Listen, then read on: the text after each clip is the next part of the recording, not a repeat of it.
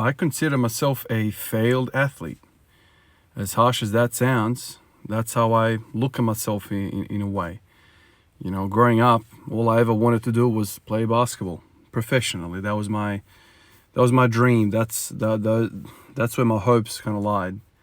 And as I was kind of growing up through my teenage years, I realized that dream kind of slipping away more and more as I kind of realized what it took. And then eventually at 20, I kind of gave it up. I was nothing special. Basically, you know, I played. I thought I was good at 15, and then from 15 to 20, every year I kind of realized, oh, I'm miles away.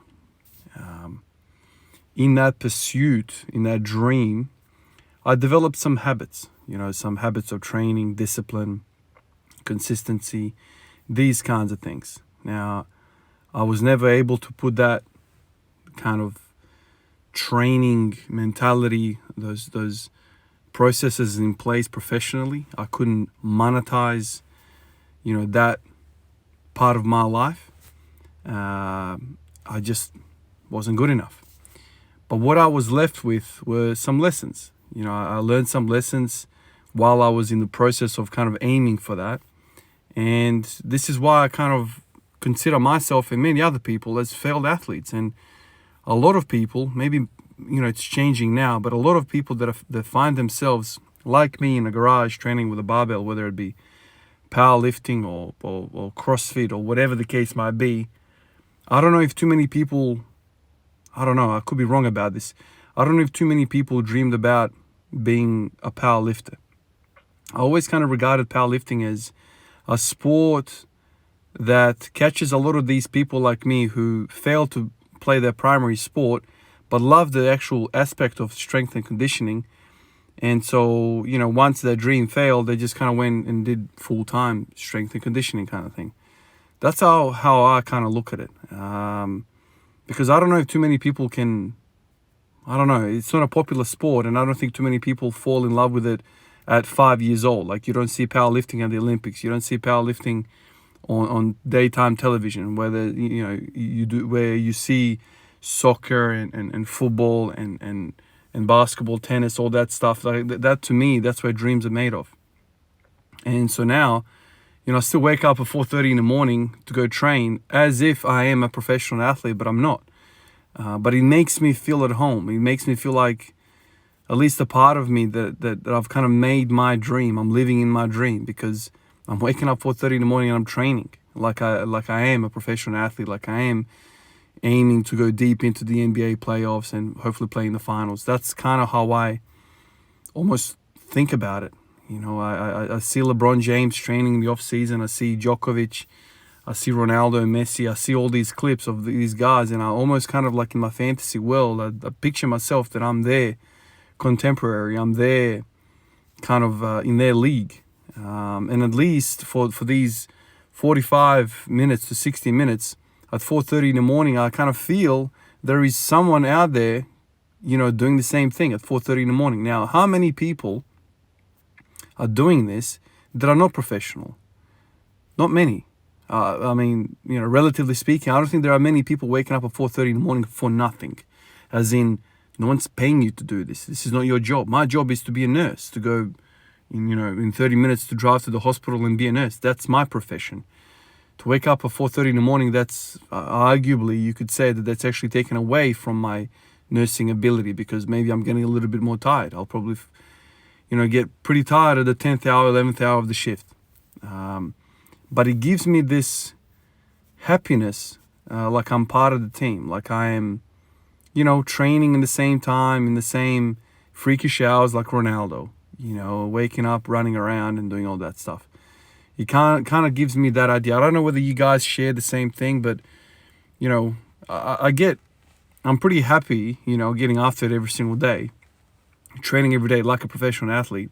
But there's something about waking up 4:30 in the morning, because I know there's very few people out there who do this. You know, it takes a whole bunch of commitment to do this, to wake up out of a warm bed, you know, go into a garage at 4:30 in the morning. It's cold, it's windy, it's not nice.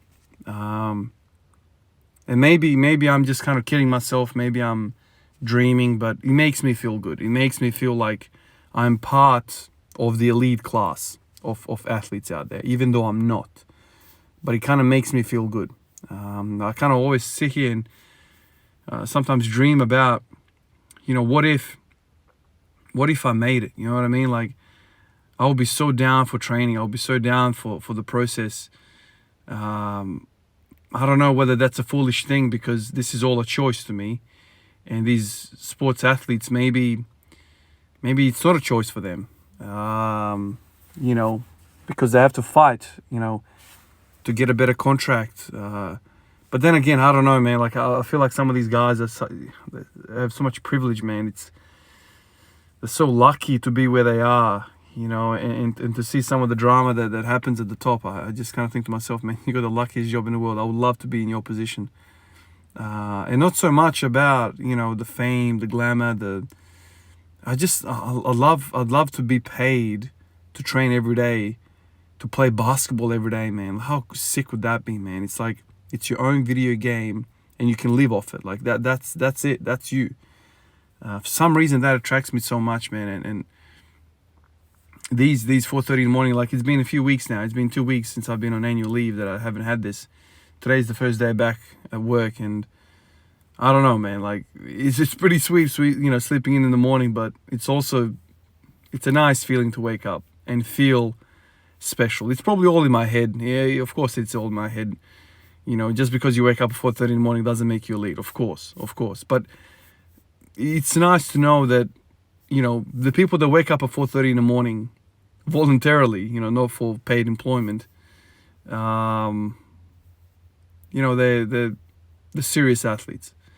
I'm sure here in Adelaide there are people right now running the streets. You know what I mean? Like, they're running, training for God knows what. Like, it's drizzling outside. It's probably cold, wet, and all that stuff.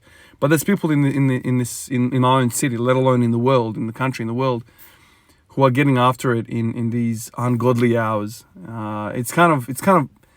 I almost feel like it's camaraderie with these people that I don't even know. I know a few people that do this kind of stuff, but it's kind of cool. Like, yeah, we're getting after it. I'm not alone, and that's a really cool feeling. There's one name I want to mention in this video that popped up overnight. Hopefully I say this correctly, man.